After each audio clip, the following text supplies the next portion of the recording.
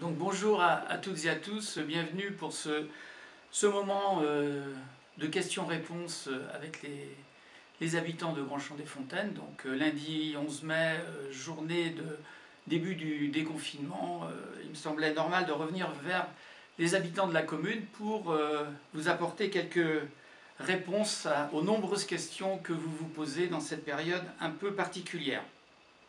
Alors déjà un premier point sur la distribution des masques. Donc comme vous avez pu certainement le lire, la communauté de communes a fait fabriquer 60 000 masques pour l'ensemble des habitants. Donc cette distribution va avoir lieu, le début de cette distribution aura lieu à la fin de la semaine. Donc 2 masques dans un premier temps, 2 masques par foyer, distribués par les élus, nouveaux et anciens, et quelques volontaires qui se sont déjà manifestés en mairie. Donc dans un premier temps, 2 masques seront distribués par foyer. Une autre question m'a été posée sur les masques pour les enfants. Donc concernant les enfants de 0 à 12 ans, le conseil départemental, à partir de la fin du mois de mai, fera également une distribution de masques adaptés aux enfants. Donc cette distribution aura lieu aussi par les services de la mairie et nous vous tiendrons informés lorsqu'ils seront arrivés dans nos locaux. Autre question importante, l'ouverture de la déchetterie. Donc la déchetterie est ouverte depuis ce matin, 6 mai, uniquement pour les déchets verts dans un premier temps. J'espère que la file d'attente ne sera pas trop longue à la déchetterie de Grand-Champ-des-Fontaines. Bon, je pense qu'on peut encore être un petit peu patient et attendre, conserver ces déchets chez soi. Pour les autres déchets, la déchetterie ouvrira complètement donc le 18 mai. Un petit rappel également concernant les déchets. Les conteneurs sont, eux, vidés régulièrement, alors moins régulièrement qu'auparavant, mais les services de ramassage passent récupérer les déchets dans les conteneurs. Je vous rappelle également que tout dépôt sauvage est interdit sur l'ensemble de la commune, comme sur l'ensemble de tout le territoire français. Bon, ces dépôts sauvages sont susceptibles d'une amende pouvant aller jusqu'à 1 500 €. Donc nous avons déjà verbalisé un certain nombre à la fois de grands champenois mais de personnes extérieures. Donc je pense qu'on peut encore être un peu patient, que l'on soit particulier ou professionnel. La déchetterie va ouvrir. Pas d'inquiétude sur ce sujet. Quant à la collecte des ordures ménagères et des sacs jaunes, donc là le régime normal a été repris depuis une quinzaine de jours, avec quelques petites difficultés au départ, notamment sur les tournées qui n'étaient peut-être pas conformes au planning habituel. Alors, autre sujet très important, la rentrée scolaire. Enfin, rentrée du 12 mai, donc je dis bien, la rentrée n'aura lieu que le 12 mai, et bien sûr pas pour tous les enfants. Les directeurs d'école ont fait parvenir à l'ensemble des familles une enquête spécifique à leur école pour organiser cette rentrée scolaire du 12 mai, sachant que le 11 mai est réservé pour les enseignants et les services municipaux pour mettre en conformité tous les bâtiments publics. Alors, quelques précisions sur cette rentrée scolaire. Les enfants qui viennent à l'école auront l'obligation de déjeuner sur place. Un certain nombre d'entre vous nous ont interrogés sur le fait de cette obligation. Eh bien, elle est nécessaire pour éviter des entrées-sorties des enfants au cours de la journée, où les procédures d'accès dans les écoles sont quand même assez complexes. Pour les écoles publiques, les enfants de petite section et de moyenne section ne rentreront que le 18 mai, à la demande des directrices d'école.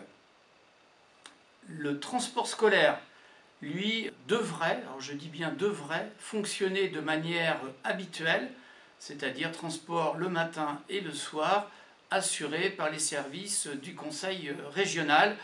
Ils nous ont garanti des transports scolaires normaux, mais vu les incertitudes actuelles, je pense qu'il est prudent d'attendre confirmation.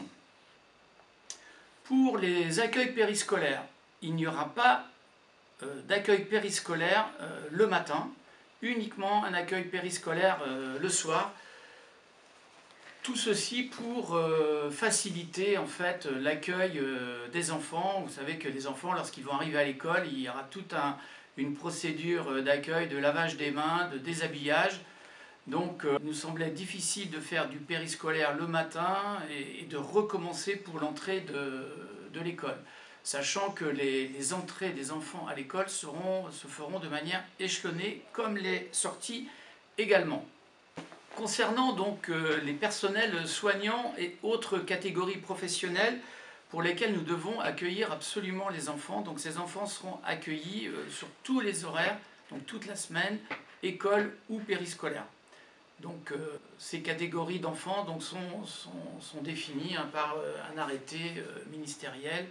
Donc nous avons les professionnels de santé, la poste, les surveillants de prison, enfin tous les personnels qui travaillent sur le secteur médico-social, et nous y rajoutons également les enfants de personnel enseignants et relatifs à l'éducation nationale. Alors la maison de la petite enfance, elle va réouvrir également le 11 mai, donc avec des conditions vraiment très particulières et des conditions à la fois d'entretien des locaux très particulières et d'accueil des enfants également assez sévères. Donc c'est pour ça que dans un premier temps, nous n'accueillerons que 10 enfants donc dans la structure multi-accueil. Donc Damienne Collineau, directrice de l'établissement, est à votre disposition pour répondre à vos questions. Et d'ici la fin de la semaine, les familles seront informées des possibilités. Concernant les vacances scolaires qui approchent, mais pour lesquelles les décisions ne sont pas encore prises, parce que je pense que vous avez bien compris qu'il y avait une étape qui était l'étape de fin mai, et que fin mai, eh bien, de nouvelles dispositions gouvernementales s'appliqueront et nous donnerons des solutions vis-à-vis des vacances scolaires. Y aura-t-il un accueil de loisirs?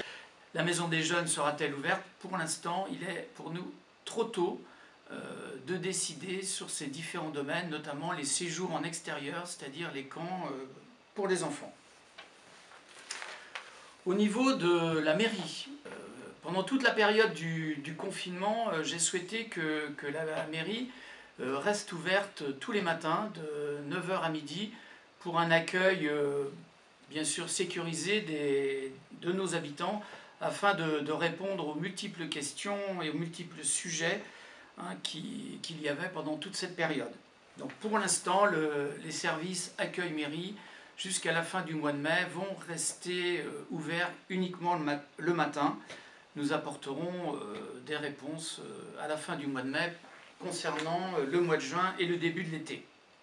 La poste, quant à elle, est ouverte maintenant depuis 2 semaines, donc un accueil uniquement les mardis, mercredis, jeudis et vendredis le matin, avec quelques restrictions au niveau des modes de fonctionnement de la poste concernant les envois postaux, puisque en fait nous ne pouvons pas, comme à l'habitude, effectuer tous les envois.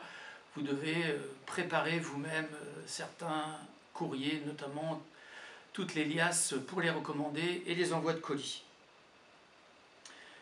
Concernant les agents municipaux, donc depuis 2 semaines, donc suite aux décisions donc des élus et en accord avec les services, les agents municipaux, donc les agents municipaux ont repris le travail notamment sur le terrain.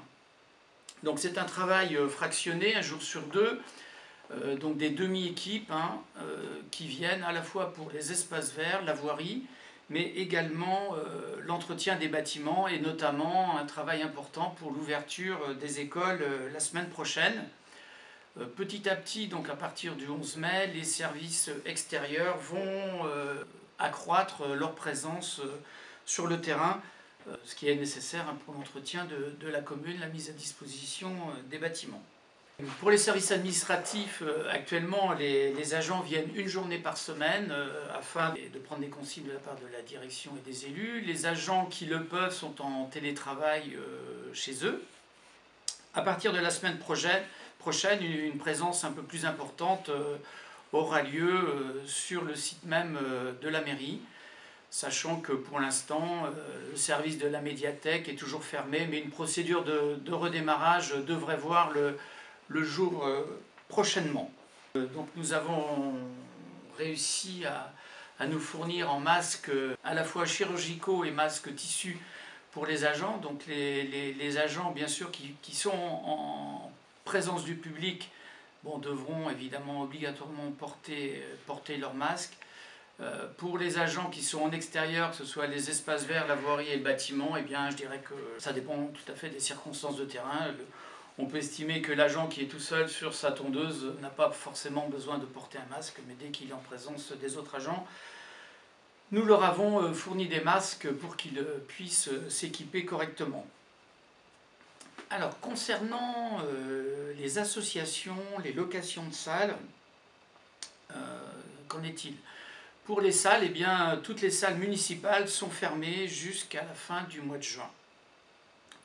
Pour l'instant, les consignes gouvernementales sont trop floues pour que nous puissions prendre des décisions sur l'ouverture des salles, que ce soit pour des manifestations familiales ou des manifestations sportives. Donc la décision la plus sage est que tout rassemblement est donc interdit dans les salles municipales.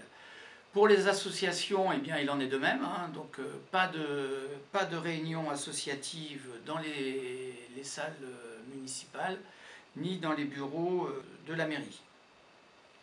Alors l'interdiction, quand est-ce que pourrait être levée l'interdiction ? Eh bien l'interdiction, elle pourrait être levée lorsque nous aurons des informations un petit peu plus précises, hein, donc bon, vous voyez que où vous entendez que chaque jour, eh bien, la situation évolue. Bon, pour l'instant, pas de précision nouvelle sur l'ouverture des salles. Donc toutes les réservations ont bien sûr été annulées et sont en cours de remboursement ou en cours de décalage pour des jours meilleurs. Les festivités du 13 juillet ou du 11 juillet qui auraient été nature en fête chez nous sont annulées. Donc sur l'été, eh bien, il n'y aura pas de manifestation importante sur la commune. Quand est-ce que des nouvelles manifestations pourraient s'organiser ? Eh bien, comme je l'ai dit, c'est comme pour les salles. Pour l'instant, il est trop tôt pour le dire et je pense que nous en saurons plus au courant du mois de juin pour les rassemblements. Voilà, pour conclure ce petit entretien, peut-être n'ai-je pas répondu à l'ensemble de vos questions, mais je pense que vous avez bien compris que la situation bouge sans cesse. Actuellement, je dirais que nous avons la chance d'être dans un département de couleur verte. Souhaitons que le 11 mai ne nous fasse pas rebasculer sur une couleur rouge. Restons, pour ceux qui le peuvent, notamment les personnes fragiles, eh bien, restez encore un peu confinés. Pour ceux qui vont reprendre le chemin du travail, je pense avec aussi plaisir et enthousiasme, eh bien, garder des mesures de protection nécessaires pour que nous puissions tous continuer et puis espérer des jours meilleurs et notamment sans doute, espérons-le, un très bel été. Voilà, donc je reviendrai vers vous afin de communiquer sur les dernières informations, à la fois peut-être nationales, mais également et surtout les informations locales concernant Grandchamp des Fontaines. Voilà, et à très bientôt.